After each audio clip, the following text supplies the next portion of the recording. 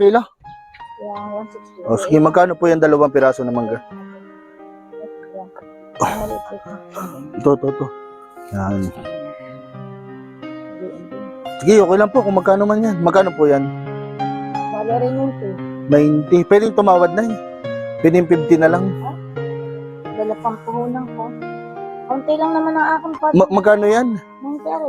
Ano, hindi pwedeng 50. Hindi, ganito na lang na. Ako na lang, tatawad na lang ako pataas. Okay lang. Pwedeng itong mangga, ang bawat isa, bayaran ko ng 500 pesos ang bawat isa. Okay lang tumawad ako pataas. Okay lang? 500 bawat isa. So ito, babayaran ko 1,000. Okay lang? Ano na? Okay lang? Ano na po taas? Ay, yun lang gusto kong tawad. Sige, bayaran ko ito. Oh. Sige, kunin mo. Wala naman. Okay yan.